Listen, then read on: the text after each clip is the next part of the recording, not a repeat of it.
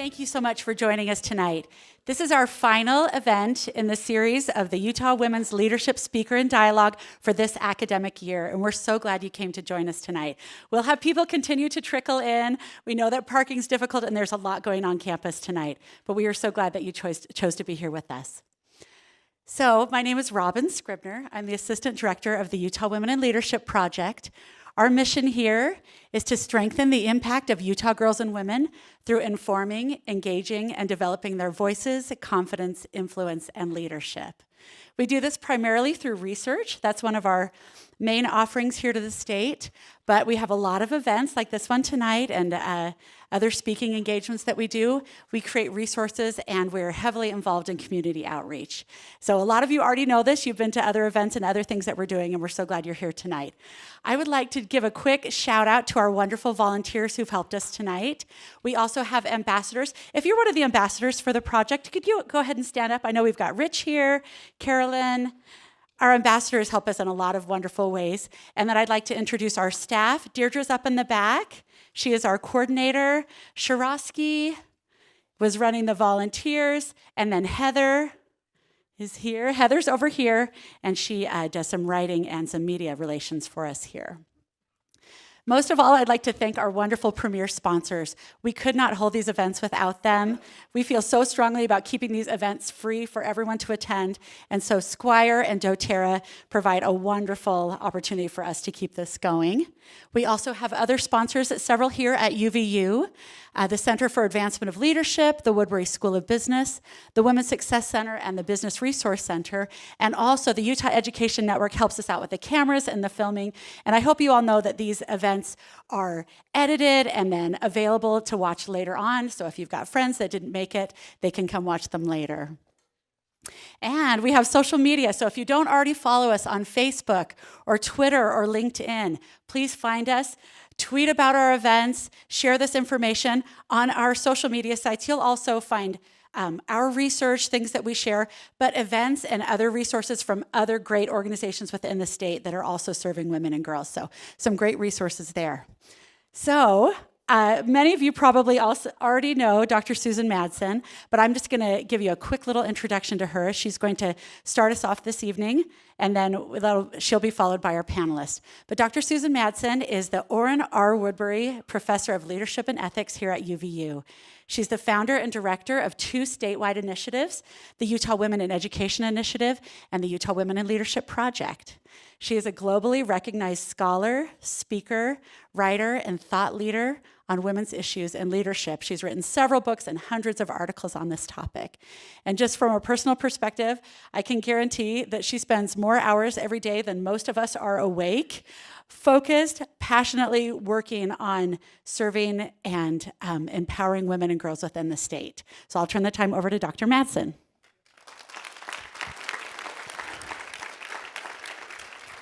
It's great to be with you here, and I just got back from the Middle East a couple days ago, so I'm out of the haze, but I was just telling the folks here on the front row that I'm not multitasking well, but enjoyed working with women over there in the Middle East. So I'm excited for this event. I've been looking forward to this event, and we'll have more people trickle in because we had about 1,000 people signed up for tonight. But it is a busy week on campus because President Jimenez has her inauguration tomorrow. And so it is a busy week all week. Now, look at this picture over here. I'm going to get teary-eyed. I just put that up. It was taken on Saturday, and that is my daughter, Stacy, and her new daughter, Hadley. And isn't that a beautiful picture? You've got to say it's a beautiful picture. Okay, what are you going to say when I ask you that? I love this, and I love this topic of raising girls to become leaders, competence, confidence, and courage. And when we look at the word raising, we didn't necessarily say daughters, we said girls. And that is because, have you heard the saying, it takes a village? And so who helps besides parents raise girls? Grandparents, educators, church leaders, Girl Scout leaders, I mean, anybody helps, anybody can help raise girls. So that's what we wanted to do tonight. I'm going to just have about a half hour where I'm going to give you some research from research that I've done and some other research as well. Other scholars have done research. And then we're going to have this great panel that'll dig in deeper to some of these issues. So I'm going to dive right in. So with my research, actually, I'm kind of in an awkward space because the things are over there and over there. So I'm going to have to turn my head to see which slide we're on. But I have done research for years on looking at the lifetime journeys of high-profile women leaders and how they develop leadership throughout their lives from the time they were babies in their homes, elementary school, high school, college, their careers and so forth. My passion through the years has really been this second one, to better understand how we can help raise girls to be leaders, teenagers, really develop that confidence and competence to be leaders. And I looked at parenting and home and at activities and influential people and a lot of different kinds of things. And also, in this presentation, we're going to answer many questions. One question I wanted to throw up here very quickly is, do you think your siblings can influence your leadership development as you think back at your home life? So I thought I would show you a picture of my siblings. Some of you have seen this before if you've heard me speak.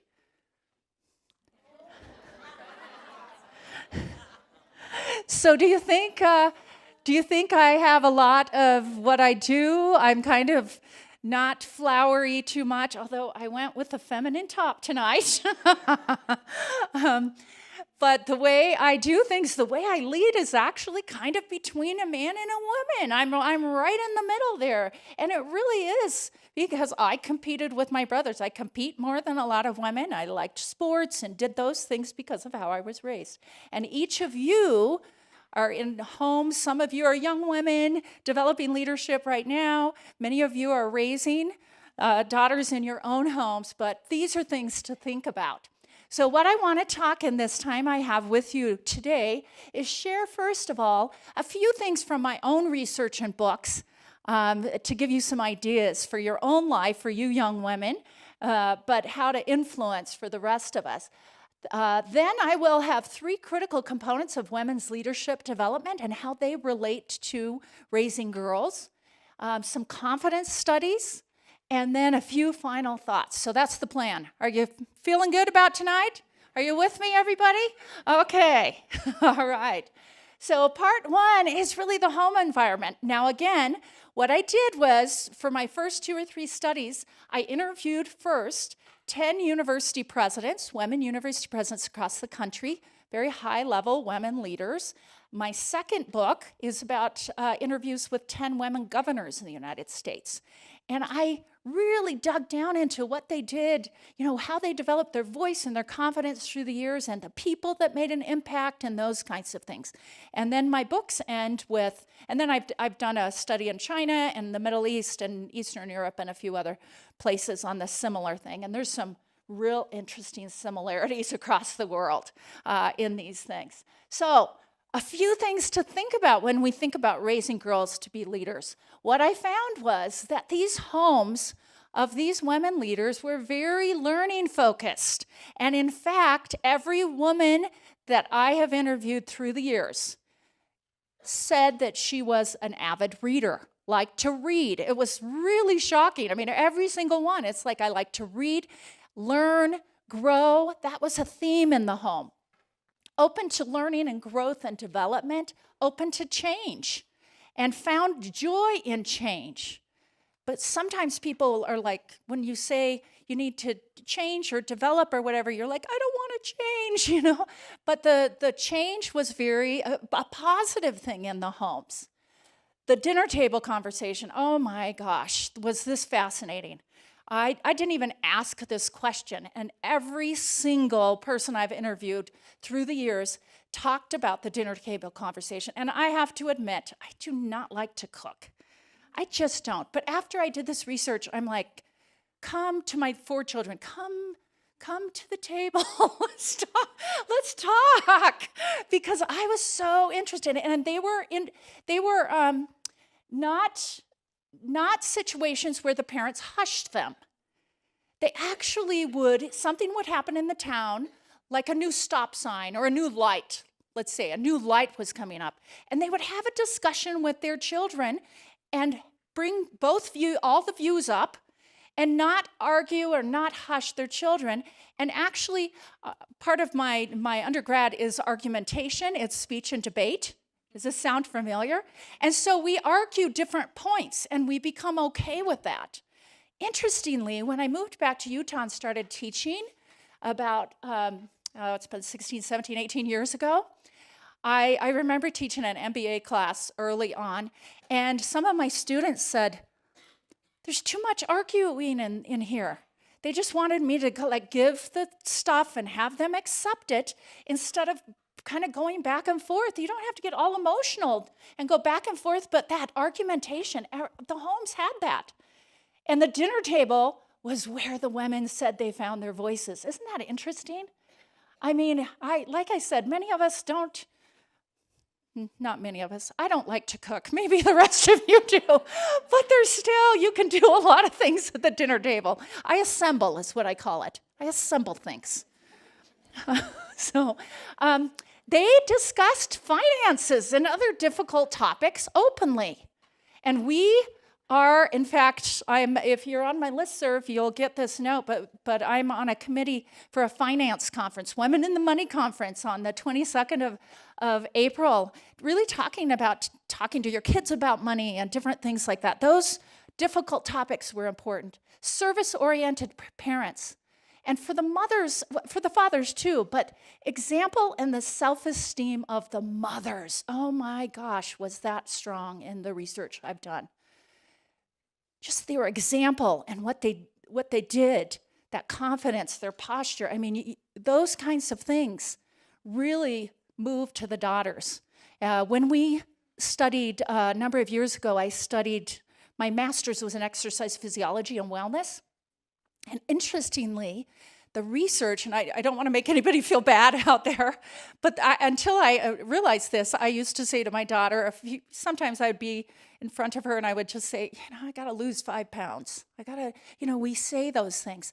But the research says if the mother is talking about that, the daughter, even at 8 years old, 9 years old, 10 years old, will think, I've got to lose 5 pounds.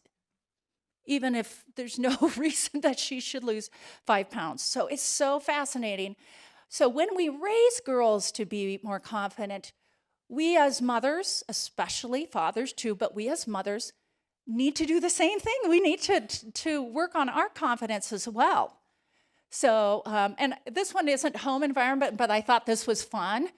So there was one position that young women had that they thought helped them develop leadership the best. The governors especially, thinking back to high school. What do you think? It's a waitress. Interesting. So they multitasked and learned so many things. That was the one that actually helped them. And plus the governors, it was the first time they had to be really nice to get donations, So that's kind of fun too. All right. A few stories here. My earliest memories, so these are from the governors. My earliest memories included going with my mother to count paper ballots until 2 o'clock in the morning. I got a lot of my interest in politics and current events from my father. We talked about it at the dinner table. We were able to voice our opinions at the dinner table where everyone's voice was important. He'd watch the news every night with only one TV in the house. This was a while ago. Everyone was around to hear the news. He would quiz us in a sort of a game format on the state capitals and political figures. When we traveled, we would stop at historical markers. So these are things that they felt were really important. This next theme is reflection. This was one of the strongest themes in all the research I have found, that in raising girls to be leaders, we need to teach them how to reflect.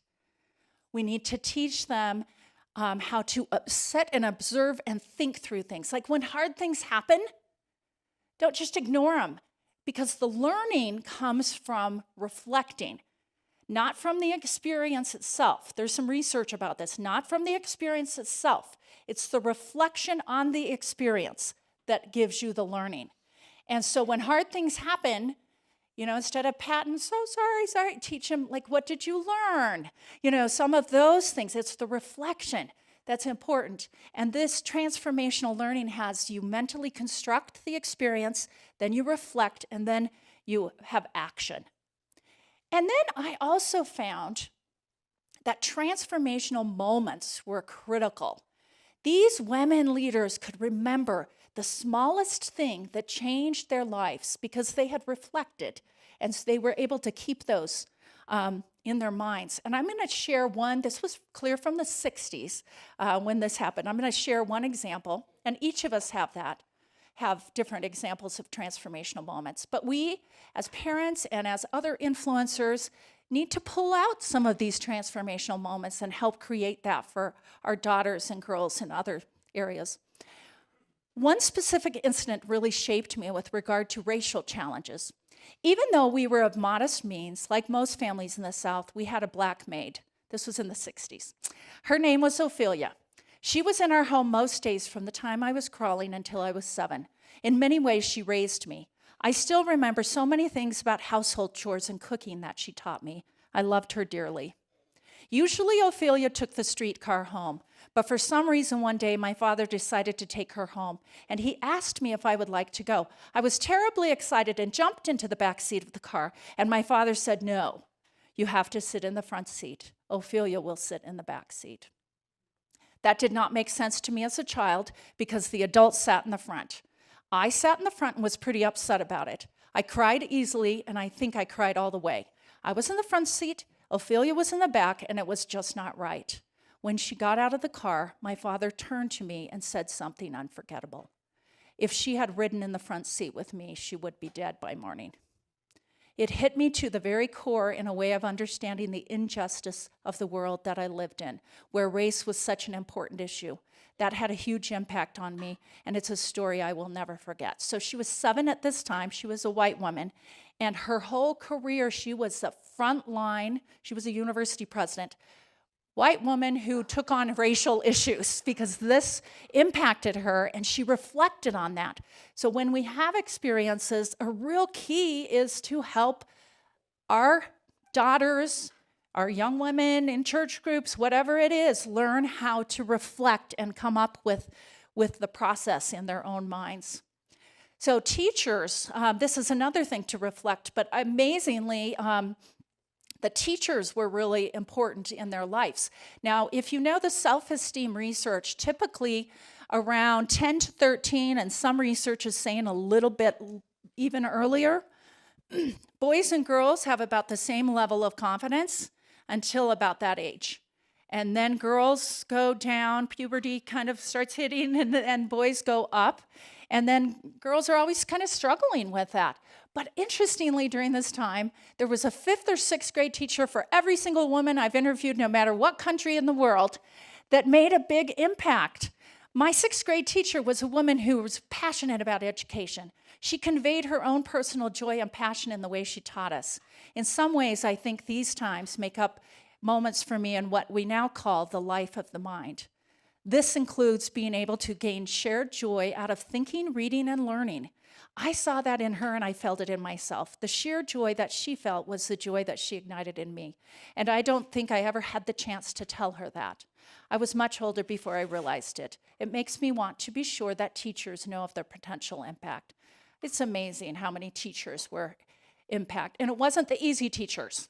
It wasn't. It was the teachers that looked at you, knew you could do something. Sorry, I'm picking on you. And then pushed you. And it's very interesting to look at the kinds of teachers. And then reflecting on that helps as well.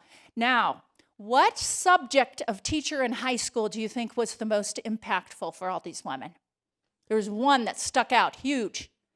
English, and math was actually second. My high school English teacher was an amazingly challenging teacher who really pulled out things that I think most of us never thought. We had lots of writing assignments, lots of challenges around things like vocabulary development. She wrote the most provocative thing in my yearbook, "No lesser lights for you." It has stayed with me forever. She was really challenging me to be all I could be. She was very important in my life. Of course, parents are the most impactful, but I'm amazed at the research how important other people are, including church leaders, especially here in Utah, and the research that we've done in Utah, and teachers can be, and counselors can be, but neighbors can be too. Neighbors.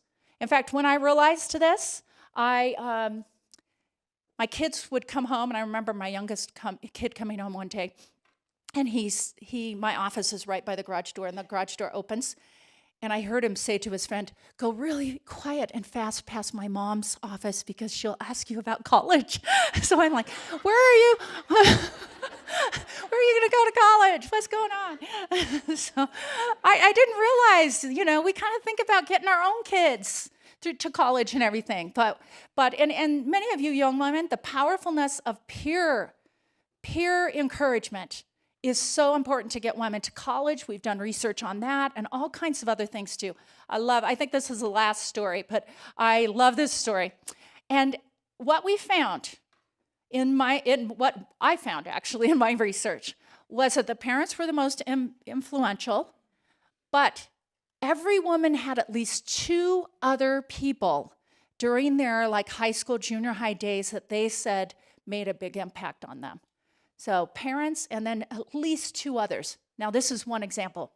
One year when I was in high school, there was a big issue about 4 or 5 boys who had gotten expelled from school for a week or 2. They had skipped school one day for the opening of fishing season and went fishing. I spoke to a teacher and said, "This doesn't make any sense."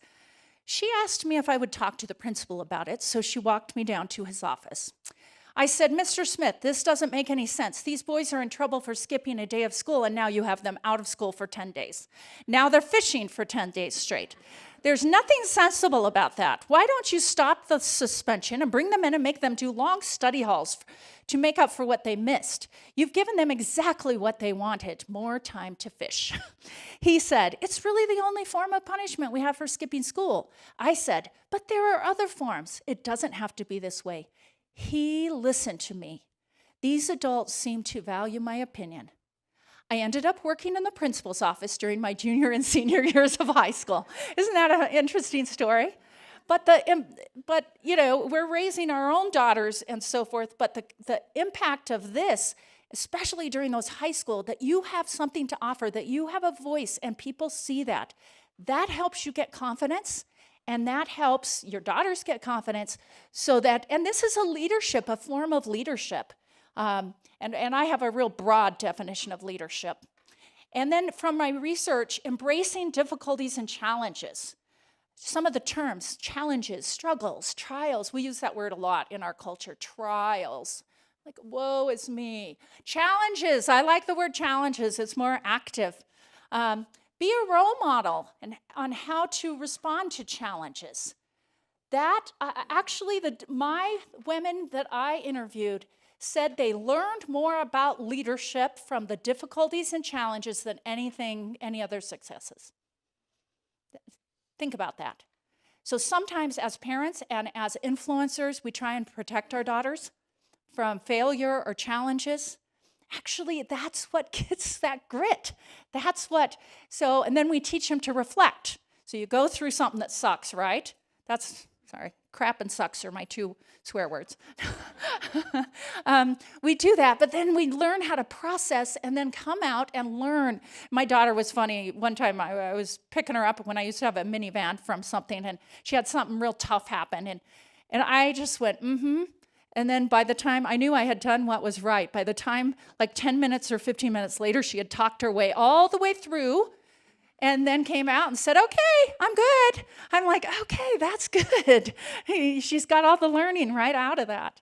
And then learning from everything, learning to learn specifically leadership from everything. I don't have time to kind of go into lots of details here, but I will tell you that there are strategies, and maybe this is another lesson on feedback. And I'll tell you, there's ways to give feedback. The general, "You're great, you're beautiful," all of that stuff doesn't really help develop confidence.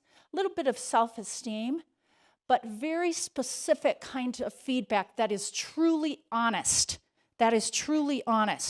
My daughter Stacy one time came home, and the neighbor next door, she was good friends with them, and they had a boy her age, and she went to one of his basketball games with his parents, and on the way home, she got home, she stomped in. And she was like, they lied to him the whole way home. They told him he did so great and he sucked really bad. And I said, well, did he do anything good? Well, he hung in there. He didn't quit. He was just out there. And I said, what would be an honest thing to say? And that he hung in there, that was about it. But sometimes, even little kids, they get up and give a talk maybe in church and everybody, oh, that was wonderful. Maybe it wasn't wonderful. And maybe they just had courage. And that was about it. So giving the is this making sense to you? Really, because we think we got to be careful with lying and misleading, but saying the truth, and there's always something positive to say, even if you have to work really hard. And then learning again from failure. That one is one of the reasons that women don't have as much leadership or confidence ability is because we do not like failure as women. Men get used to it. In elementary school, boys are criticized 8 times more than girls in elementary and on all the way up. And we say, poor boys. Well, we as girls, our girls are used to praise. And boys are used to being criticized. So 20 years later in the workplace or leading, boys are like, oh, throw out ideas. Oh, you didn't like it. Well, that's okay. And then girls, what do? We're like, oh my gosh, because of some of the socialization. But learning how to fail actually and fail and reflect, the research says actually increases our confidence. And because we're acting, we're doing things. So getting used to failing here and there. I'm pretty good at failure. I mean, a lot of people see all my successes, but they don't know how many failures I've had along the way. I'm okay. I give myself 5 minutes. I'm like, that sucks. Crap. Those are my two. Okay. And also, let's be careful. I put this up to remind me. This is so easy to rely on sometimes, that always and never. We've got to be so careful when we're raising girls as leaders to not get into that, not teach them to give those words, because those are not helpful. And so, as I said before, what can I learn from this? What can you learn from this? That question is really good to help our girls. So of just 3 slides in part 2, in the research on how to develop women leaders, there's 3 things, and I think it applies to raising girls too. There's 3 things that we have to underlie all the work we do when we're developing women leaders, and the first is this slide. It's calling and purpose, actually. Women, more than men, girls, more than boys, need to find a purpose. It's just not about having power and influence. It's like something inside of us needs to believe that it's important. You ran for mayor. You needed to know that it was important. We have to have a purpose. Boys and men, yeah, sure, some, but girls and women. So when we want to raise our girls to lead, we need to help them find that calling or purpose, whatever that is, to make a difference in some way. That's important. The second one is leadership identity. Actually, what we know from the research, not just my research, but all the research that's out there on this topic, is that boys and men, boys when they're getting raised, see themselves as leaders. And part of that's because they see men leading, right? They see men. Oh, I can be a leader. And girls tend to, and we're not talking just in Utah, this is around the world, girls tend to not see themselves as leaders. Studies over and over have little kids and then teenagers draw a leader. They say, draw a leader. 75%, this is globally, will draw a man because that's what they see. So girls don't see themselves as leaders. Helping them see other women leaders, think about leaders, hearing the word leader. Many women that are leaders, even high-level leaders. I was running an event for a bunch of university presidents that were women a couple years ago. And a couple of them said, oh, I don't like the word leader. I don't like to admit I'm a leader. I'm like, what the heck? You are.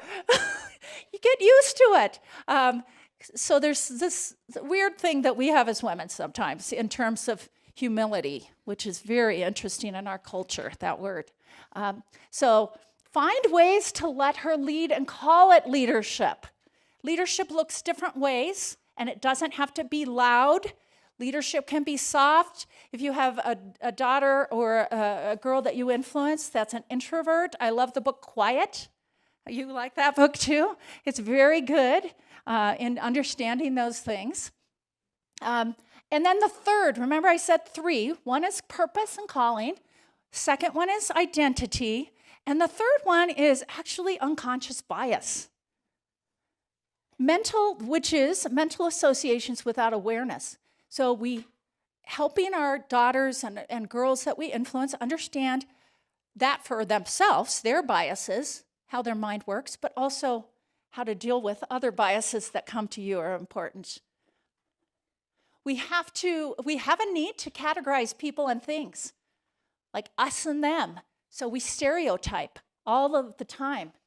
Even there's a research study on glasses where you don't even know it, but if I wear glasses, you look around and you see someone with glasses and you won't even know, but you're like, oh yeah, they know what I feel like, you know. Reading glasses, that's for, like, oh yeah, I connect somehow. I don't know why, but there's, little kids when they're at a family reunion, they just go up to like somebody their same height, and then they just walk off together and start playing, right? That's what they just do it, and it's unconscious. BYU football. My husband likes BYU football. So anytime if they're interviewing 3 or 4 people and they have BYU football conversation, they won't remember that. They'll just think, oh, I like that fit. That is just nice. So there's all kinds of bias. So that's the third thing. So think about those. Over 1,500 studies now have been conducted on unconscious bias, and the findings are consistent. We have most of what happens is unconscious bias. So the more we understand about that, the better. So there's more and more of that training offered. And then really the last part is, and I'll go quickly through this, is confidence studies. So I'm giving you hopefully you'll take away a couple nuggets from this on things for yourself and for others that you influence. In terms of confidence, I don't want to depress you, but here it goes. Evidence shows that generally women are less self-assured than men, have more self-doubt than men, have more anxiety in leaving their comfort zones, overthink and don't let go of defeats and mistakes as quickly, have hurt feelings longer than men, judge themselves harder. Is this shocking? Is this like shocking information to anybody? Okay. Take longer to get started. Again, after failure, don't use failure to learn as much as men. We beat ourselves up more than boys. And actually, the research extensive is found across cultures, incomes, ages, professions, and generations. So knowing this, it helps us actually move forward. And so I'm going to put, and by the way, there's 3 reasons for this. There's some in genetics, a lot of socialization. And then sometimes it's just our choice. Sometimes people really don't have a great home life, didn't get that stuff, but they still have a big chunk that is choice. So in terms of socialization, they get that, girls can get that from homes and neighborhoods and churches, extracurricular programs. They consciously and unconsciously notice culture, mannerisms, style, apologies, especially from their parents and female educators, the differences between men and women, how people react to behaviors, how you spend your time, and so forth. And actions are more important than even words. Now, I put this slide up because one of the most interesting things in this research is this, that the more we have self-compassion, the more confidence we have. The more we beat ourselves up and don't give ourselves a break, the less confidence we have. Now, are you following this? Sometimes people think the opposite. But the more we beat ourselves up, sometimes we do things that are wrong and we just need to dang and then move on. But the more we say, I'm okay. I'm human. That's okay. I didn't do so good tonight, in my game or whatever it is, but I'm okay. People do that. So I'm going to still do that. The more we love ourselves and give ourselves a break, the stronger we will be, the more confidence we will have, and the more we can use our voices and lead for good. Sorry about the tears. No, I'm not sorry about the tears. Okay, I'm looking at the time and I've got to go quick, but I'm going to put a couple of other things up. But rumination, helping our girls understand this at a younger age. Most women don't even understand this, but genetically, we ruminate more than men. We spin, like something will happen. Like Michelle will be really rude to me yesterday. You would never be rude. and I will maybe my husband was there. 2 minutes later, he's over it. And then later, I'm oh, that was so rude of Michelle to be rude to me. And then the next day, oh my gosh, I am going to email her, and we just go on and on. And you know what? It's a waste of time. It's a waste of time. I just give myself 5 minutes to really be ticked. And if it's a real big thing, I give myself a little more. But I have to say to myself, I'm done. I'm done. That's it. I'm moving on. Working and teaching girls about that you can waste a lot of time ruminating. And this next one, do you know that word? Oh my gosh. We as women are perfectionistic way more than men. And the more that we are perfectionistic, the less we actually act. And confidence comes with acting. So, man, we could get in deep. Let's talk about that on the panel. Let me move through. Taking risks. Girls do that less than men. There's many things. A risk can be showing up at an event if you're an introvert and talking to 2 people. That could be a risk. But we need to be okay with failure and really give opportunities. Not crazy stuff. Oh, I shouldn't have put that picture up there. That was not a good picture. Totally. I'm going to skip through a couple of them. Oh, this is just a little one that we can actually work on ourselves as parents, but also we can start helping our daughters and other girls with this. We have a habit to apologize, just like I did about my tears. I just have one point to make, the just word. I really don't know whether this is accurate, but I don't know a lot, but I would like to say something.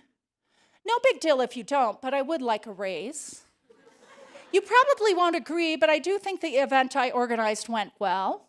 I'm sorry for bugging. Are you following this? So, is this genetics? Is it socialization? Which one is that? Okay, babies don't just come out apologizing. It is socialization because we see our parents, we see our elementary school teachers, but this brings down just a little bit our confidence when we hear ourselves do it, but it also looks like we're not as confident to other people. So can you see, are you thinking of some things that you can do, even have conversations? And if you do this, which all of us do pretty much, the best place to start is when you're writing an email, go back and read it and take all the justs and apologies out. That helps you start thinking about it.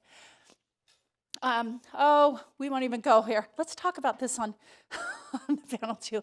But body image, you know that in the state of Utah, we are one of the highest in the nation on cosmetic surgery.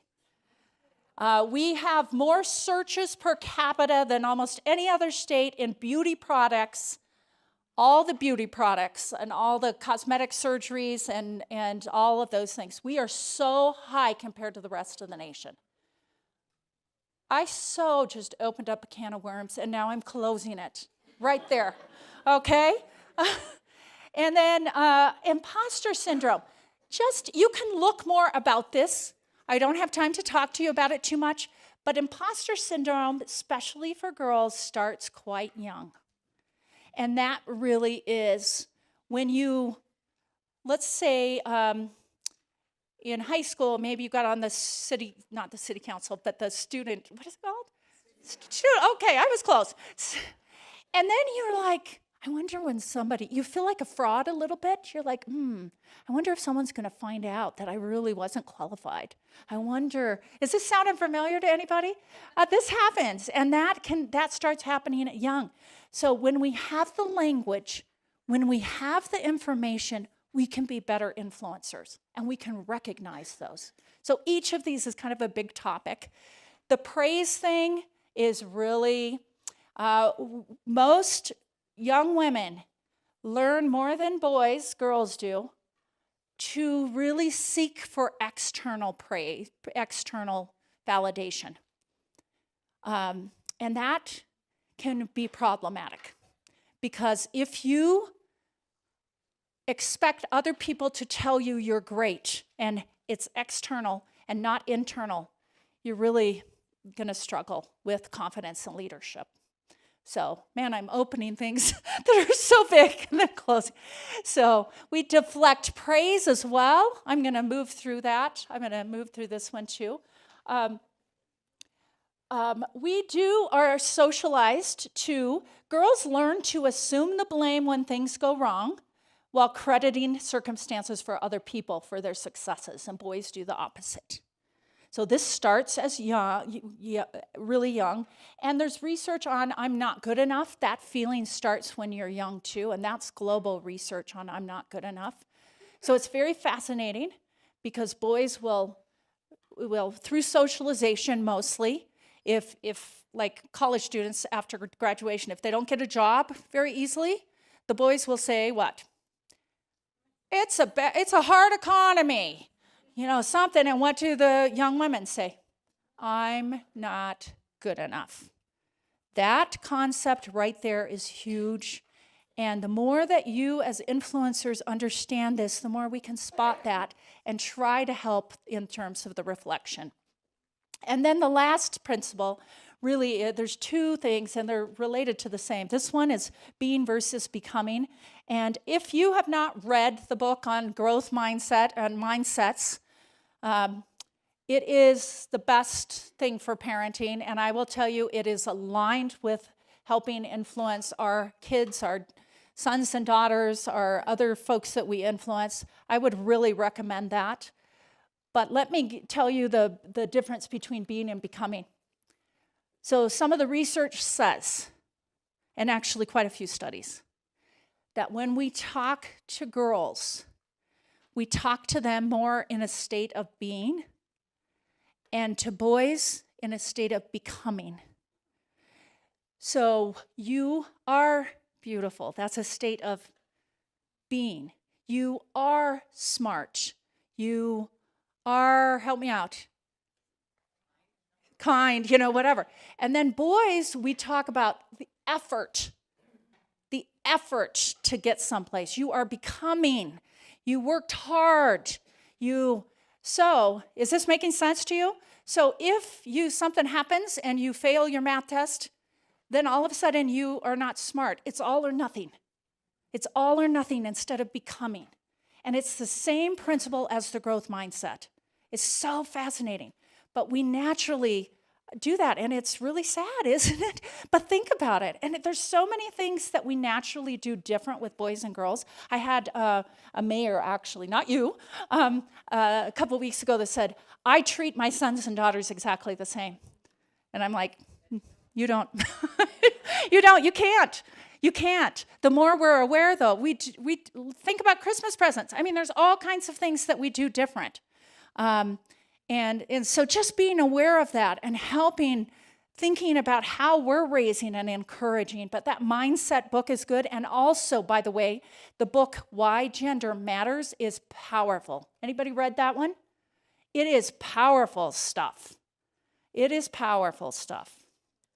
So my final slide really is this. There are lessons in everything. And if you are fully deployed, you will learn most of them. Experiences aren't truly yours until you think about them, analyze them, examine them, question them, reflect on them, and finally understand them. The point, once again, is to use your experiences rather than being used by them, to be the designer, not the design, so that experiences empower rather than imprison. Isn't that a beautiful quote? It does. It takes a village to raise a girl. I think the real quote is a child, right? And hopefully I know I've gone kind of quick. There's so much research on this, but hopefully at least you're hearing some words and things, a couple of nuggets that you can do as young women yourselves to develop your leadership skills, but also for many of us, all of us, who influence girls and young women around us. So thank you so much for this, and we'll move right into our panel. All right. We are so excited. What a fantastic panel we have tonight. Michelle Kafusi, we'll have you just come up and sit right here. She was born and raised in Provo, where she was a student at Wasatch Elementary, my alma mater, by the way, Dixon Middle School, and Provo High School, before she graduated and went to Brigham Young University on academic scholarship, where she ended up with a Bachelor of Science degree in Global Studies and Local Government. After she met her husband in college, she was a Cougarette, and he was a football player at BYU. She married and became the mother of 5 children, 2 girls and 3 boys. In November of 2017, she made history when she was elected the first female mayor in Provo City's history. She hopes to make the citizens of Provo proud. Thank you so much. Next, flipping over, I have Abby Palmer Cox. So come on up. She grew up in Mount Pleasant, Utah, just 5 miles south of Fairview, where she lives today with her husband, Spencer Cox, and their 4 children. She is the 5th of 10 children and spent a lot of her childhood milking cows and working on the family farm. After high school, Abby attended Utah State University and graduated with a degree in special education with a dual emphasis in early childhood and severe disabilities. When she isn't busy raising her children, Abby spends her time serving in her community and currently sits on the KUED Advisory Board and KUED Executive Committee. She also enjoys spending time with her family, running, hiking, and cross-country skiing. So next we have Rebecca Chavez-Hauk. Oh, thank you. Wonderful. A Utah native, Rebecca Chavez-Hauk holds a BA in journalism and mass communication and a Master of Public Administration, both from the University of Utah. She represented Salt Lake City's District 24 in the Utah House of Representatives from 2008 to 18, focusing primarily on public policy related to health and human services, as well as voter engagement and access. She served as the House Minority Whip and Assistant Whip. She now provides leadership coaching and community engagement consulting through her public affairs firm, Aspira, am I saying that right? Aspira Public Affairs, LLC. Rebecca is passionate about social justice, cultural diversity, the environment, improving population health, and supporting a robust safety net. She continues to serve on myriad boards and initiatives. Rebecca and her husband Martin live in Salt Lake City and have 2 children. And then finally, we have Jeanette Bennett. Jeanette is a magazine publisher, mother of 5, and a cheerleader for young women. Jeanette used her bachelor's and master's degrees in communications from BYU to become an entrepreneur 2 decades ago. She's the editor of Utah Valley Magazine, Business Q, Utah Valley Bride, and Prosper. In 2018, she was named Top Women Entrepreneur in Media by Folio in New York City. She's a frequent public speaker and presenter, having moderated gubernatorial debates and countless business panels, as well as speaking on a wide variety of issues here in Utah. She is a regular presenter at the Commission on the Status of Women at the United Nations. She and her husband, Matt, are raising their family in Cedar Hills. So, thank you so much to this wonderful panel. Thank you. Thanks so much for being here. I feel like, but we can't move our seats because of the cameras, but I feel like we need, yeah, oh well. So first I want to start, and thank you so much for being here. I really appreciate it, and I know everyone here does as well. But so I presented I opened a can of worms on a number of things, presented a number of things. What are a couple quick things that you had some ahas with that you found interesting in the research I just presented? Well, let's start with you. Yeah? I think so. Am I on? There. I am now. There. So when she was talking about common denominators that she found in women leaders, almost every single one of those rang true to me. It was, I thought, has she read my journal or something? I came from a single mother with 7 children. She was a strong woman. She was a nurse. She worked the graveyard shift. I had a 3rd grade teacher, actually, that told my mom, she's a social butterfly. We need to staple her to her seat. And my mom said, you got to come up with something better than that. And so she gave me a challenge and gave me a book called Noisy Nancy Norris. I took it home and read it 4 times in one weekend. And from then on, I have read multiple books, hundreds, thousands, actually, avid reader. Just multiple things. I always thought I was unique, but I'm not unique. I am not. It sounds like I have a lot of things in common with other women leaders. You really connected with that. Still, thank you. Absolutely. Abby. You know, I was going to talk about reading too. The fact that, I mean, I spent a lot of time doing preschool, special education preschool. And so when I was home raising my kids, when I had all these babies, it was really important to me, I think, for the boys, but especially for my baby girl who came very last. I noticed that when they were reading, when I got them reading before they headed to kindergarten, they had all this confidence as they entered elementary school and kindergarten, when, a lot of their peers were just barely learning how to read. They're barely learning their alphabet and the math too. But all of a sudden they came home with all this confidence because they're like, man, I can read. I'm in this group and I'm reading better than all my peers.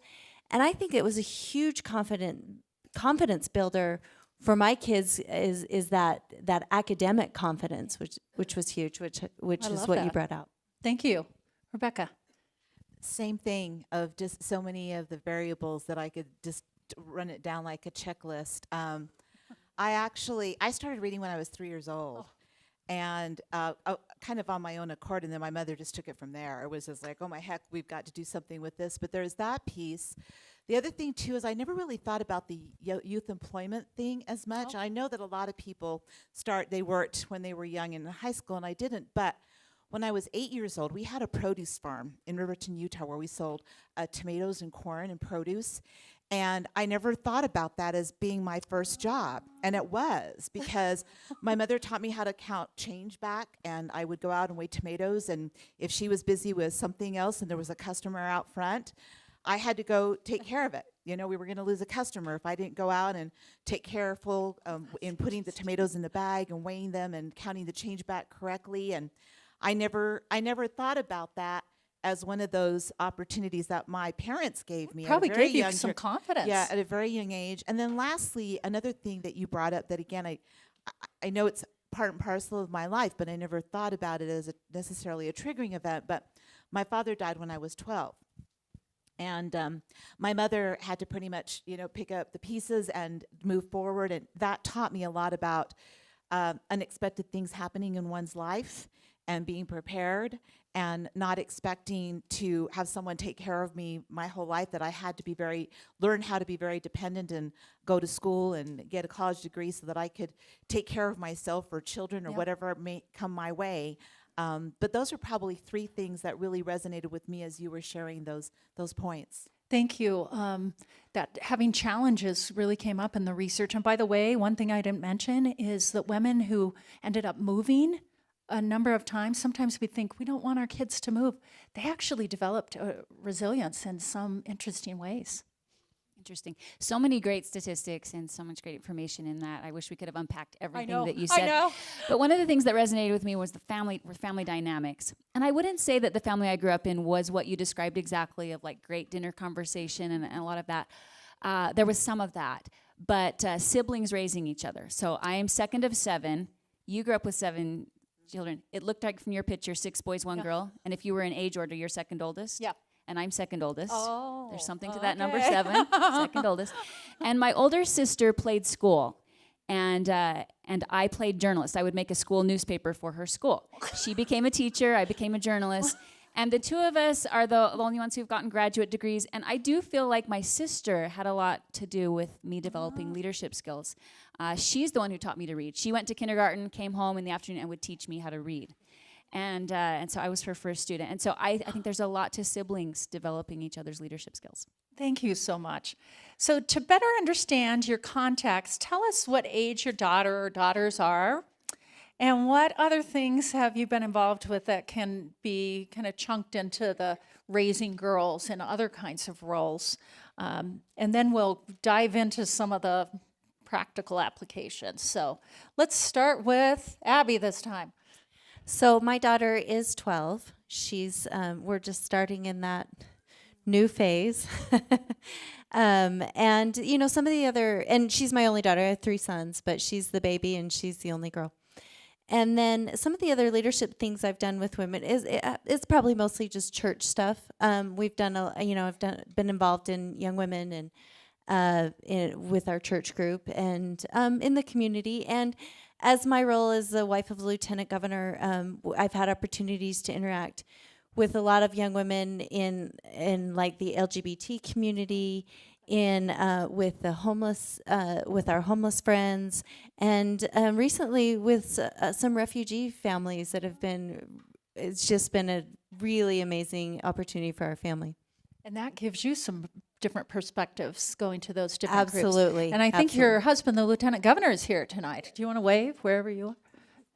Oh, there he is. Okay, he didn't want me to bring attention to him. But all right, great. Rebecca.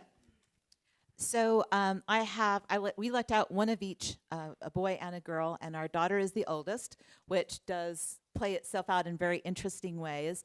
She is 30 years old, works for Seattle Children's Hospital in Seattle. And Any granddaughters yet? no, we're keeping fingers crossed. They just got married in June. But we're anxiously awaiting that new phase of our life.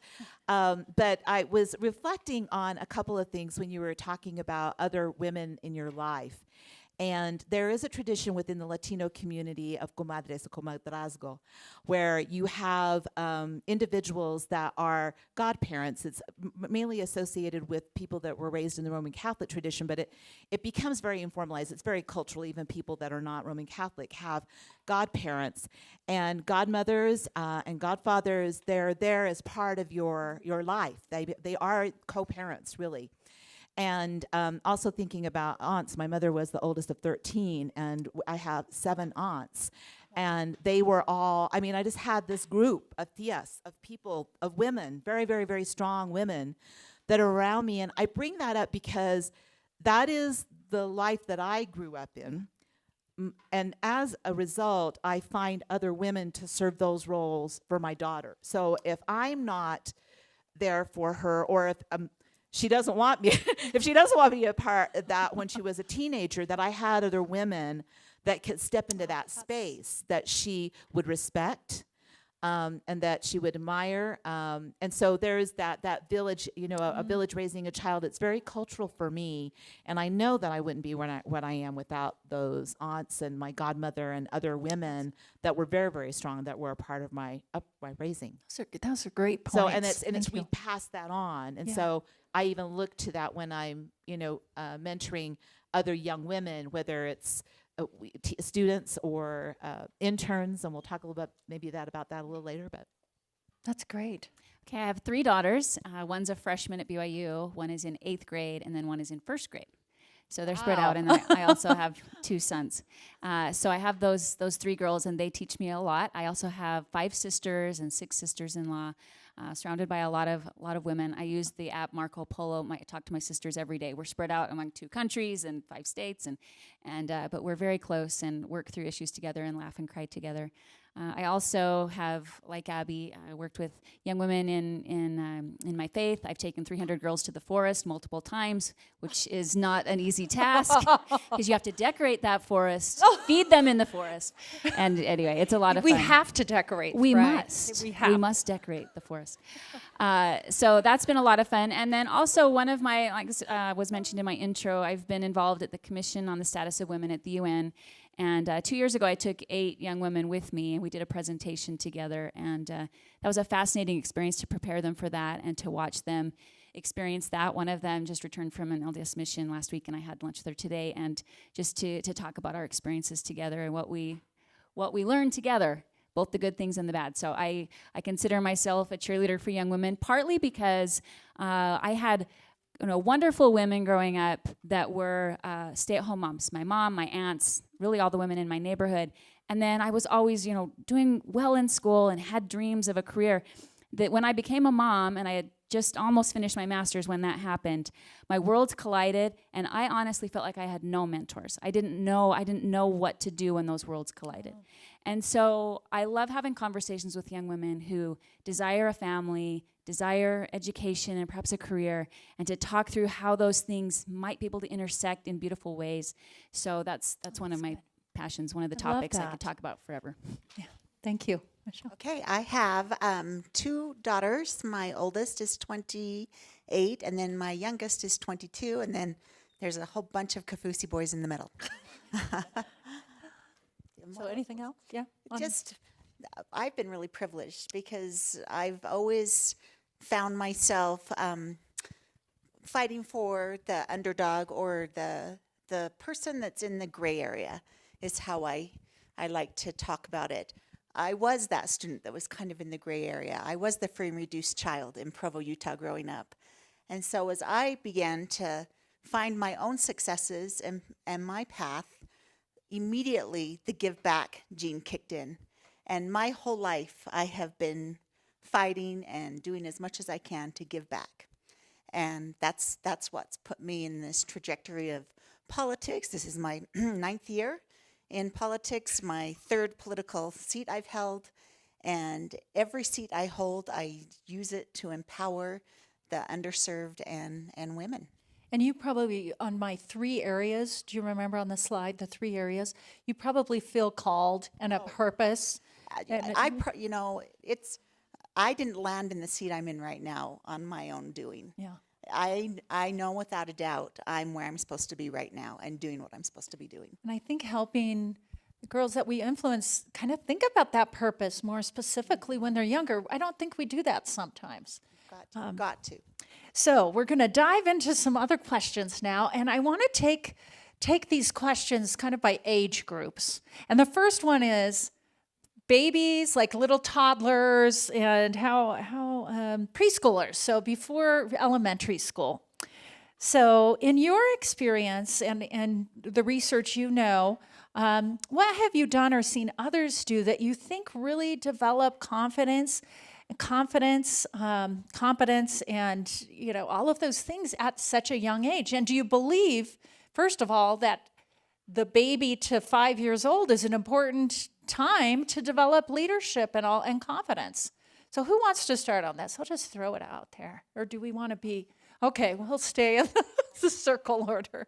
So for the first few years of my daughter's life, my mother raised her pretty much. I mean, I was working full time, and I was fortunate enough my mother had retired, so my daughter spent a lot of time with my mother. So that strong woman that raised me then provided some guidance for my daughter. And in retrospect, I was kind of suffering from imposter syndrome a little bit when we were talking about some things earlier, when I was thinking about, I really shouldn't have done this when Erica was little. I probably should have done this instead, because I was thinking about things in retrospect. She was very, very assertive, and we used to call her the cruise director because when they were playing, she would be telling the other girls, so you're going to do this, and then you're going to do this, and I will do this. And we kind of made fun of it when she was little. And in retrospect, really, we should have reinforced that as, we're really proud that you took the lead and you organized that play date. So that was kind of one of those things for a minute. I'm like, that was a learning moment for me that I'm hoping bossy word comes out sometimes. We never said that, but it was just, it was kind of like, that's kind of cute how she's doing that, instead of reinforcing that. That's great that you do that. The other thing, too, is in this age group that I thought was really interesting in retrospect that I think I did do in a positive way is that they go through these phases where they decide to wear the most unusual things at the wrong time. So when she was I love how you said that. yeah, well, when she was 3 years old, it was the tights and the patent leather shoes, no matter where we were going. And I could have said, no, you've got to wear the snow boots and you got to do all this, but we found a way to make it work. And so that was kind of one thing that I was thinking about when I was reflecting about when Erica was little, about positive things we tried to do. So one quick thing before Jeanette takes it is one study out there actually talked about how unconsciously parents hold their son babies, is that out more to the world, and hold their daughters more towards their chests to explore the boys more. So it's interesting to look at just even smaller. I don't remember all the impact on that, but it was fascinating. Interesting. I'm now trying to picture myself as a young mother. So one thing that I think is fascinating, and I think this is true of any age, but it starts when they're young, is when we continually give appearance-based compliments to girls, they start to crave that and feel that they are valued because of it. And it's so easy to do because little girls are so cute, and their little pigtails are so cute, and their clothes are so cute. But if we as aunts and neighbors and friends and mothers are constantly saying that to them, then they think, this is how I get your love. This is why you approve of me. And then that's why we crave compliments and attention, like you said, because we've created that in them. And so I started creating a Google Doc a few years ago because it's so easy. That's the easiest compliment to give. You know, it's so easy because sometimes it's all you know about this person in front of you is what they look like. But if you can twist it just a little bit and say, you've got light in your eyes. What are you thinking about right now? You know, or you look happy. What have you been doing today? Or, you know, so it's still kind of talking about what they look like, but it's more about what's in their eyes and not just what God gave them appearance-wise or what their mother purchased for them. I think that's important, and that starts when they're little, is to be able to just talk to them, talk to their brain, you know. So my daughter I just was over there the other day. I love this little baby. And she's like, isn't she so beautiful? And I'm like, yes, she is. And we've been talking about that. And I'm like, but we need to say other words. She's so smart. How do we know she's smart? Yeah, like I'm trying to think, what else do we say at a baby? Well, you can say, you're calm. Oh, you know? yeah, that's yes, good. You seem peaceful, you know, or whatever it is. I can tell you're thinking, you know, whatever it might be. You're a good eater. Yeah, she does say that. She does say Another that. thing to say to women, you're a good eater. That's good. Well, you're up. So those years are just such great years, and when I think back to those times with my kids, I got married a little bit later in life, and that was just my prerogative. It was what I wanted to do, and my husband teases me because all the people my age now are like on their 7th grandchild, and he keeps saying, you should have married me the first time I asked, and you'd have 7 grandkids by now. But it just wasn't what I wanted. Grandkids are cool. I can't wait. I'm really excited. But I just remember having to work so hard my whole life, honestly, really worked from the time I was about 8 years old for everything I ever had, and had to contribute to my family, you know, scrubbing neighbors' bathrooms and reading to their children and cleaning houses, and working 2 jobs in high school and going to college and working a graveyard shift sorting cherries. I mean, I really had to go through the ringer. So I sorted cherries in Provo one did summer. you? All night though? From 7 to 7? I don't think, but that's Yeah. And I just remember I was so grateful that my husband made it so I could be an at-home mom. It was so new to me. And so from the minute my first child, and 17 months later, my second, 17 months later, my third, and then a surprise pregnancy of twins. And I just remember thinking, I'm the luckiest person in the world because I have all these little ones and I get to be home with them. And I just remember spending hours wearing out my knees on my jeans because I was always literally ripping my jeans because I experienced the other side of life, and I really wanted to experience this side of life. Yeah, I want to go back to what was said over here about choices.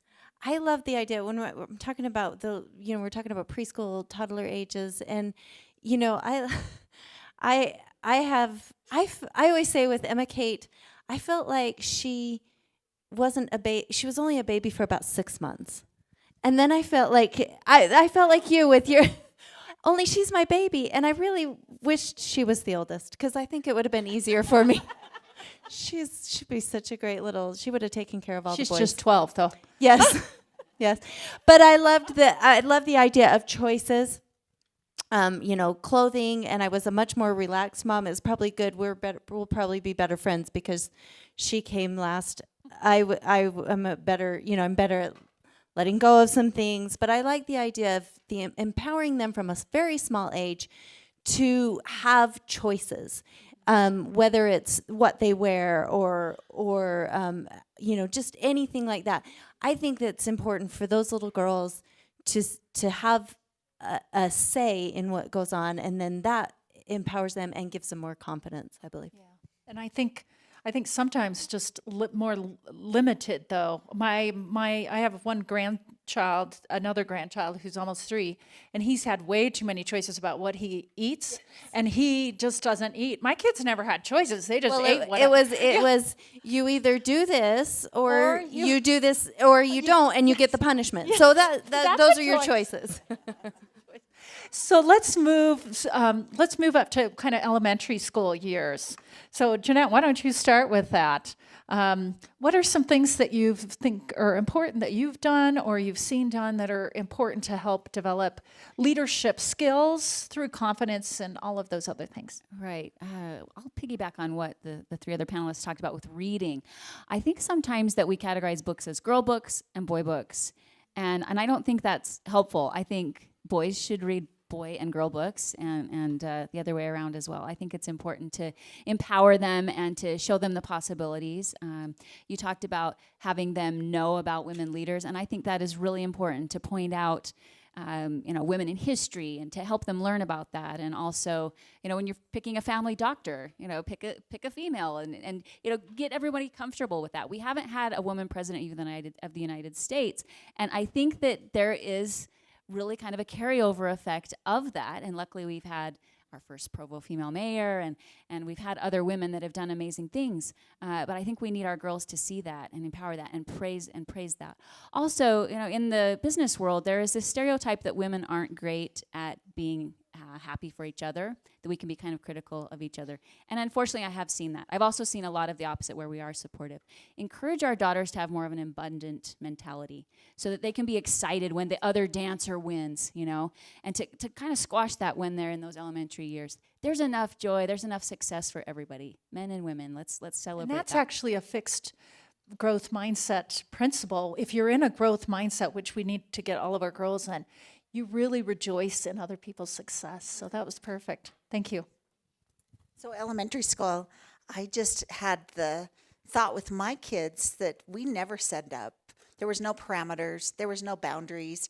If my oldest Alexis played basketball and she couldn't find a girls' team, I stuck her on a boys' team. And if my little girl Daryl was a soccer player and she was better than the goalie on the boys' team and they wanted her, I said, go play on the boys' team. And plus we have a lot of boys. There was never, in elementary school, it was if you see it, you can be it. We really lived and died by that in our home, is if you can see it, you can be it. So really outside those real tight role. Oh, yeah. That's, yeah. I love that because I was thinking about that too with my daughter. I remember having a moment. We love to go out. We love football too, and we love all kinds of sports. But my boys would just love to go out and play football in the yard. And I remember the first few times when Emma Kate was old enough to kind of get in there and play with them, they'd say, "Will you go be the cheerleader?"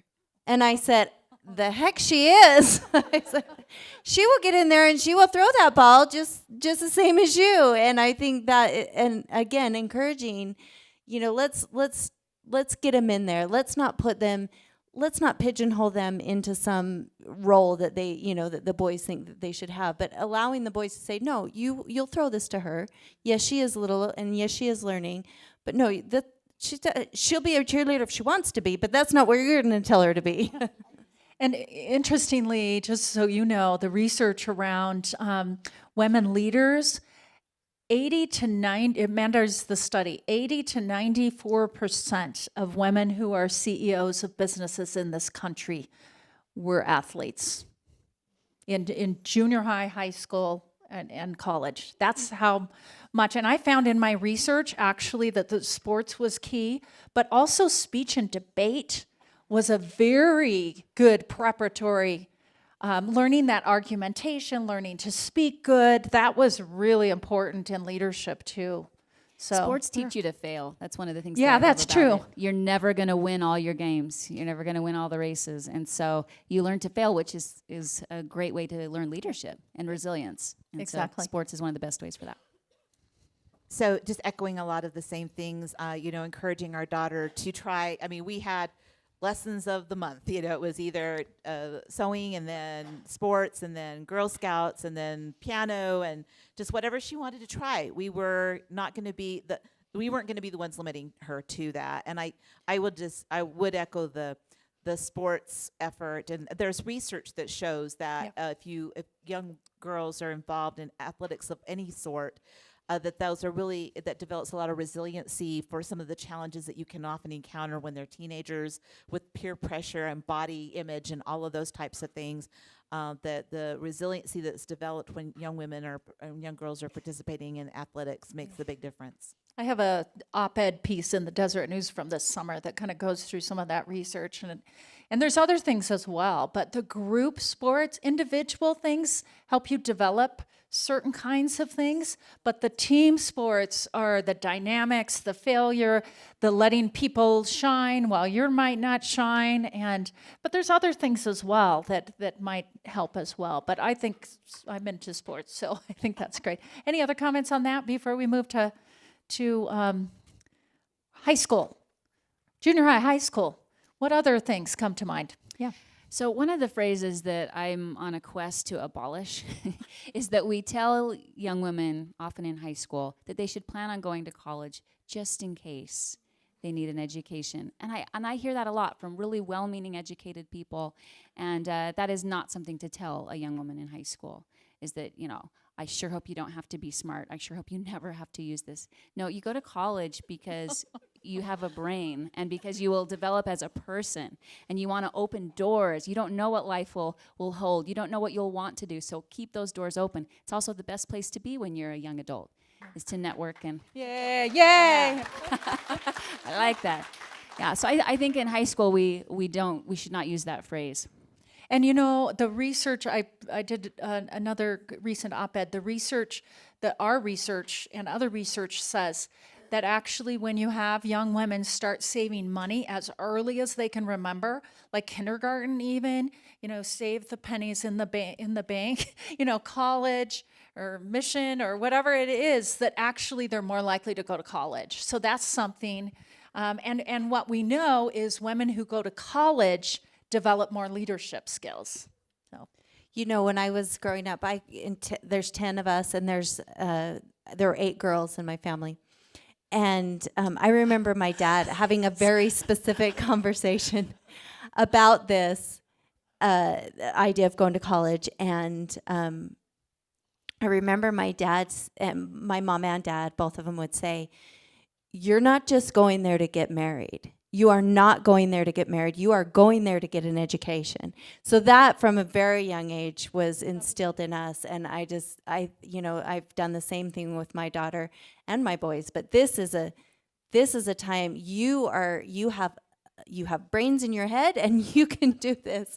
And there's no reason why you don't finish college. You need to just do it. So I love that conversation. yeah. So what other things? 8 girls. Yeah. Yes. Yeah. So one issue that I was kind of caught off guard by was kind of the Mean Girls, Queen Bee stuff that happens in junior high and high school, and trying to help my daughter navigate that because of the peer pressure and the expectations, and they're moving into puberty, and you want guys to like you, and all of those things that we go through as young adults and teenagers, both boys and girls. But that one was the one that was kind of one thing that really I had to really kind of think through and call upon friends that had teen daughters that had been through these phases and try to figure out to develop the empathy gene, so to speak, because at that age sometimes there's this notion of eat or be eaten is the only way that I can look at it. It's like, it's either, you just either you are at the top of the game or you get beat on. I just really tried to encourage my daughter that there is room for everybody. There is abundance, and that there's no need that's not where you need to be competing. That that type of competition isn't healthy, and you don't need to put other people down. People don't need to put you down to lift themselves up. But that was probably that was That's one of the important. more that That's was one of the important. more challenging periods of being a mom. Because That it was can affect their self-esteem yes. And I had a tendency to kind of be a helicopter mom with both my kids, unfortunately, and you want to just save them, but it's the failure. And what do I learn from this, and how do I change what's happening to me in order to come out through this more resilient? That I learned a lot as a mother from. And like I said in the presentation, you can learn leadership from a lot of things, including running for office, whether you make it or not, including all kinds. Marching band, Girl Scouts came up in the research as really giving opportunities. Church leadership, a lot of other things. Any other thoughts on types of activities during high school? Well, I was in Girl Scouts. I was in Girl Scouts all the way from the time I was a junior Girl Scout. So that's 4th grade all the way through seniors. And my mom was our leader. And again, it gave some opportunity for me to bond with my mother. That does bring up the point of positive girl network opportunities for young women at that age, junior high and late elementary, junior high school, of finding those places where we can, not only in athletic opportunities, but in scouts or the girls groups at church, where you learn how to positively work with each other. Yes. And have adults that are helping you through that. I think those are very crucial. And Michelle, you worked a lot, but I expect that you had some leadership opportunities in those settings in some ways. Oh, absolutely. That's the kind of the blessing and the curse of being a busybody. Is you go to a class or a club and they say, we need someone to head up this event, and everyone sits there quietly and you just can't. Okay, fine, I'll do it. You find yourself in a lot of circles and volunteering a lot, and honestly, it just, in junior high, you start doing that, and then all of a sudden in high school, you're just pushed to the front automatically. Everyone But just saying pushes you to the yes, front. a lot of times we focus when we talk about these things on you need to learn to say no, you need to learn to say no. We hear that all the time. I did too. I And- heard that too, and if I but had said no, it's- I wouldn't be the person I am. Sometimes yes is the most powerful thing really for is. developing leadership. Abby, did you have a comment? Well, yeah, I thought about my time in high school, and I did play sports. I played basketball, and I had some negative experiences there too, but positive ones. But I got to my senior year, and I remember, my parents, they were great, but they also said, you're an athlete, you're an athlete, you're an athlete. My whole time, you're an athlete, and I got to my senior year, and because of some negative experiences, I decided not to play basketball my senior year.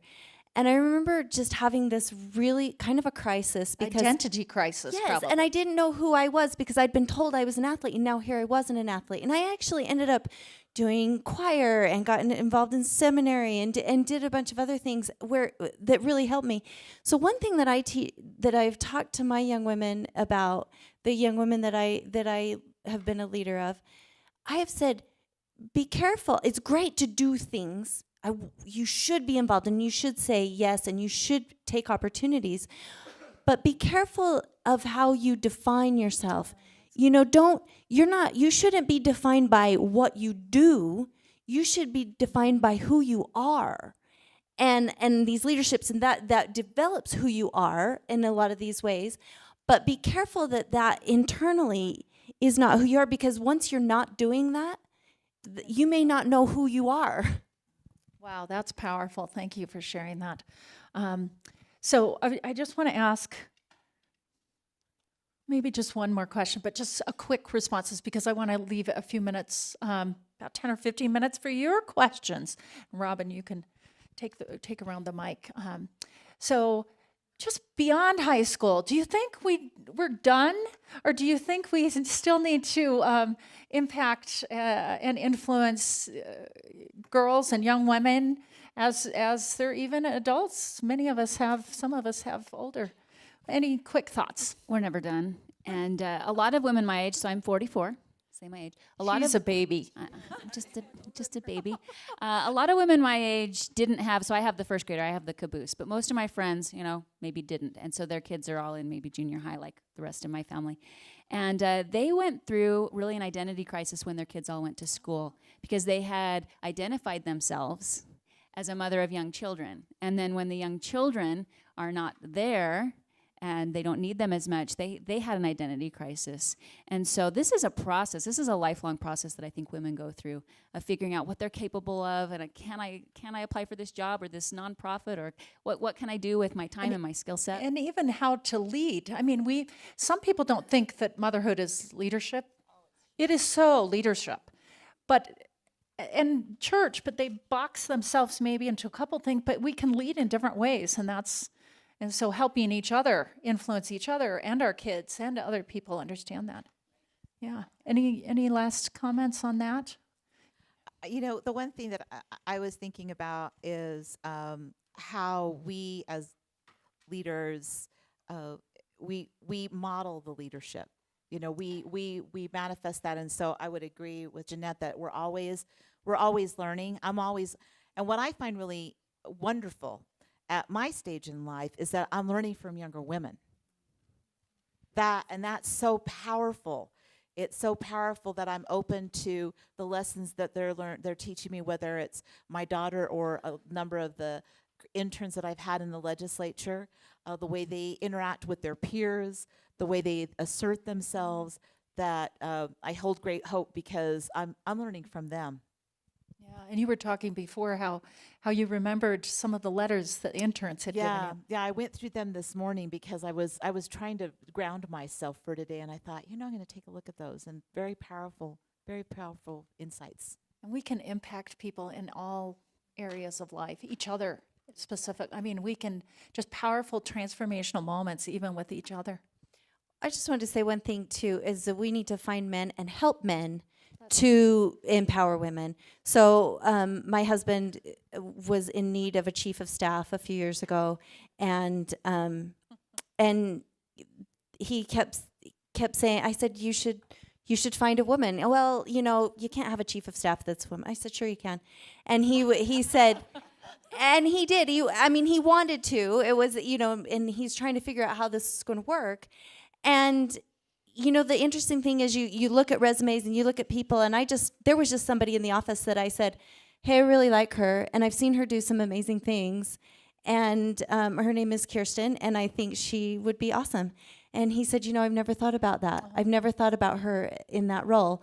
And maybe she doesn't have all the, experience that some of the other, men in the office or men around had, but because we need to give women that experience. That needs to be the experience. Yeah. And so I think we need to look for men in our lives that are willing to do that. And I have, just one other little shout out. I have my son who's a senior here, and he's here tonight too. He has been so fun at school. He has taken this upon himself to be a feminist, he says. And he has been, he has many friends that are girls, and he has empowered them, and he stands up for them when there's sexist comments from other boys in the school, and I'm proud of him. It's been awesome.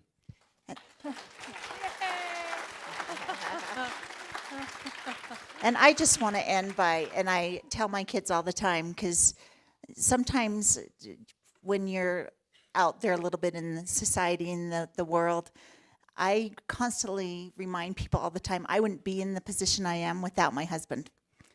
I give a lot of credit to my husband. He's a wonderful man, and he's strong, and he's a leader himself, but yet he has wonderful balance. He knows when to step back and let me shine, and I honestly adore him and love him and respect him, because being in politics is ugly. You have to be vulnerable. You have to put your whole family out in the public eye, and it's not pretty, but I have a wonderful support system with my children, and especially my husband. I wouldn't be able to do what I do without a wonderful, strong husband. Thank you so much. But one other thing before we give up the mic and let you think about your questions, related to what both of you just said is, and I talk about this, some of you that have heard me talk before have said this, but generally speaking, women more than men, girls more than boys, 30 to 40% more need to be tapped. I call it the tap. So boys, in 6th grade, if there's something to run for office, boys are going to say, I'm good. I know, 50% of what I need, and that's good enough. And girls will wait till they're perfectionists. And the same thing with women. It's said 50 to 60% of, if men know 50 to 60% of what a promotion or running for office is, they'll put their, they'll put in their application or sign up. And for women, it's 90 to 100%. And so the powerfulness of the tap, not that we're less prepared, not that we're less smart, not that we just need to be tapped. And so this starts when they're young, that we tap. And the interesting thing is women will not even consider like running for office or putting in for a promotion or running for student body president, oftentimes, not every woman, until someone brings it up and says, you should do this, you can. The powerfulness of that tap is remarkable. I've seen that in my research. It continues to be powerful, and that means I tap all the time. Everybody I'm around, I tap. My male students, female students, I tap people all the time and say, you're really smart. I see your brain. You really need to get a master's degree or something, and it's spooky. How many people listen? I mean, it's really spooky. And then they change. That's a life-changing thing. I feel like this weight on my shoulders. But thank you so much. Questions? Do you have questions out there? Okay, there's one right here.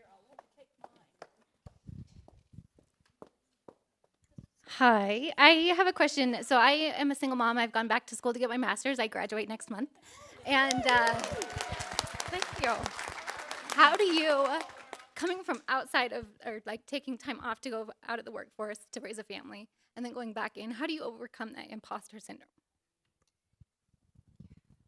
So I've done that. We've probably all done it. I mean, at some point, and it's a little bit scary. You know what my trick was I didn't take a break. I went right from raising my children, being involved where they were, I wanted to be. I was all of a sudden the president of the school board, and one thing led to another, and I just didn't take a break. But with that same token, I had a girlfriend call yesterday, and she was like, Michelle, it's 11 o'clock and I'm still in bed. Our children are all the same age. She's like, I just don't have motivation. What do I do? And so everyone kind of handles it a little bit different. But for me, it was, don't take a break. What's next? What's the next big thing you want to do? And say we have a video that you should watch. Robin actually facilitated it on the home to the workplace and the transitions. We have many videos on the transition. It is a huge transition. I think Robin's the one that can help you with that. So one of the things I would ask you is, do you have daughters, son? What do you mind me asking? What, 3 girls. Oh my gosh, this is wonderful. So the thing is the thing you need to remember is you are being an amazing role model for your daughters, and you don't even notice it. You won't realize it until they're adults. I can't tell you how many times my daughter has said to me, I can't believe that you've done all these amazing things and you're wonderful. And it is powerful when you realize they've been watching you, and that these steps that you're taking, even though they can be really scary, that they're just watching you, and you will benefit from what they see from you. Surround yourself with other women that will lift you up. Okay, it looks like you've got some right there. And because that makes such a big difference when you feel like, I can't do this. Why did I decide to do this? How can I get through this? Just remember your daughters, they will benefit so much from it. Number one, you will benefit from it, and surround yourself with people that can just uplift you. Having interviewed potential employees for my company that are in your situation, that are moms coming back to work, I would tell you, when you go into the interview process, own your story. Be proud of it. You've lived an awesome life. You've learned a ton as a mom. You're finishing your graduate degree. Tell them the truth about who you are. Here are some of the things I've learned as a mom. I also have the education. And between these two things, I know I'd be a great fit for your company. I bring my work ethic. I bring my passion. And just really own it. I don't like it when they do I'm really sorry, I've just been a mom and I've just been home, which I know isn't great. Just own it and go in with confidence, and they'll love it. They'll love you. So I kind of wish that there were more men in the audience because I feel everything that's been said and just the thoughts that have come into our head as women are things that they need to hear. But to all of you in the panel, what are some things that we can take back to the men that we are surrounded by, whether in high school or work or wherever, to help them become more of our allies, to strengthen us? Because it shouldn't be a us versus them, boys versus girls, men versus women. It should be synergistic where we're working together to empower each other and give each other that space to grow and become our best selves, no matter our gender. So what would you have us tell these men that we're around to help us become the queens that we are?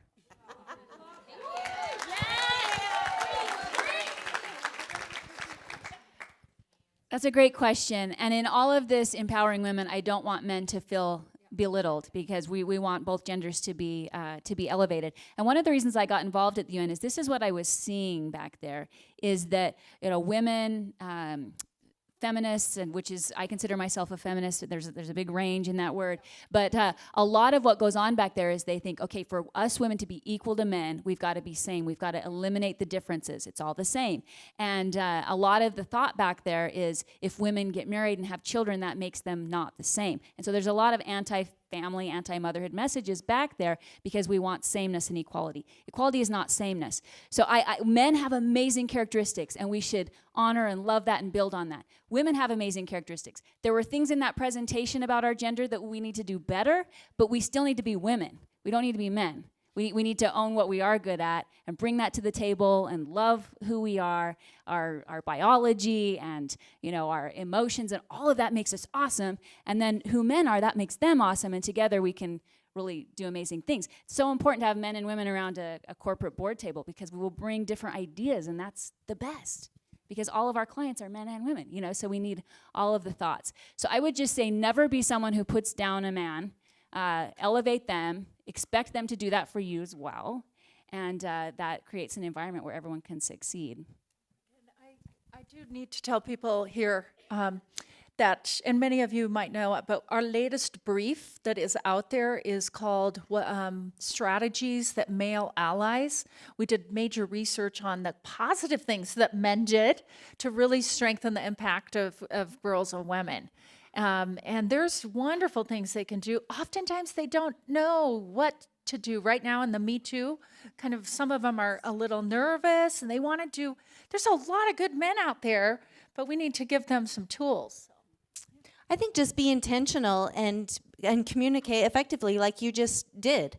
I think we need to be better at communicating what we need. Say this is what I need from you.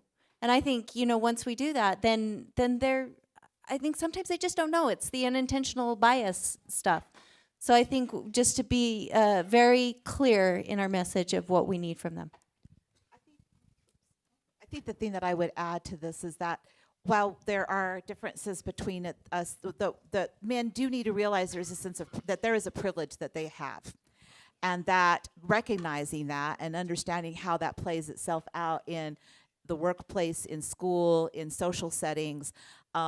And, I've tried to do that with my son. I've tried to do that with my husband, of just helping them recognize that they have that privilege and that they need to sometimes step to the side and, let women that are around them shine.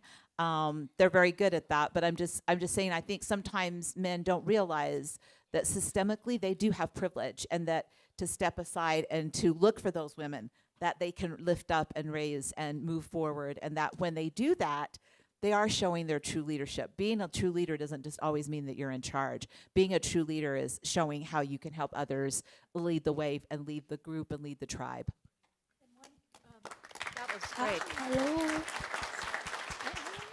So one thing, in fact, one of the last panels I did, your husband was on it. One of the comments that he made was that men, once they can be advocates, like you mentioned as well. So, but oftentimes they want direction, and we can talk to them in positive ways about this and uplifting ways. Did you?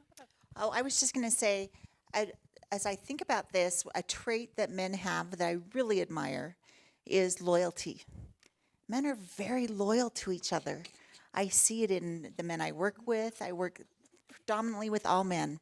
And my boys and my household has a lot of men in it. And they are very loyal to each other, which is something I have learned from them and try to bring into my daily life. It's the mentality of, I can pick on my little brother, but don't you dare pick on my little brother, because then you're going to face me, my 2 sisters, my 3 brothers. We're coming after you. But we can pick on him all we want. But it's that loyalty that men have that I just love that. And if you can win men over and show what asset you are to them and they are to you, and that you have this partnership, that loyalty comes through. In my office, the loyalty's huge. I literally can go into a room, and if someone starts to kind of fire up a little, I just sit and kind of smirk, because I have 7 men that'll just go to bat for me right away. And it's very, very comforting. So it is actually time. I wanted to conclude by 1:15, and it's about 18 after. And we have some refreshments out there, but I'm going to ask 30 seconds. I'm going to hold you to 30 seconds each as we conclude here today. So just take all of this, think about all the things that we've talked about, and what final piece of advice would you have on raising girls to be leaders? So Jeanette, why don't you start, and or do you want to? Okay, she's looking up something. I had scribbled some notes in here, so I'm seeing, is there anything we haven't covered? Sorry. I would just say to the young women here, just develop this curiosity in life. I just think that's a great way to become a leader, is to be someone who asks questions, who looks up answers, just tries to learn from people around you, have questions, ask questions. I worked at BYU Idaho as a professor, and David Bednar was the president, and he told us once that if he was in a job interview and he said to them, he was interviewing them, and if he said to them, do you have any questions? And they said no, he did not hire them. So be someone who asks questions and be a thinker. So this is the message to the parents, because it's a hard lesson, but it's not about you. When you're raising daughters, you're raising children, and it's a hard lesson that we as parents, that my husband and I had to learn often the hard way, that we're not trying to make little replicates of ourselves, that our daughters and our sons, the children that we are entrusted to our care, they're their own people. And they're going to be whatever, they've got their skills, their talents, and it may be very different than who we are as individuals. We try to shape that, but let them be them. Let them shine. I would just say be an advocate for yourself, and be an advocate for your daughters, and be an advocate for those women who you have contact with, who you may influence. And as we do that, I think together, this idea of empowering each other together and lifting all boats, I think, women will thrive in that kind of environment. And my 30 seconds, I would say extend yourself. No matter where you are, extend yourself. If you're standing in line to get a hamburger, start a conversation with someone next to you. If you're sitting here tonight, at the end, say, now tell me who you are and tell me what you do. That's all you have to say, and you've made a friend. Please, please extend yourself. It opens a lot of doors and a lot of pathways that you'll be glad opened for you. And I would just say, to go back to what I said about the tap, to me, tapping our own daughters is important, but tapping other girls and young women and even other women can actually change lives. I've seen this in hundreds and hundreds of women through the years in my work.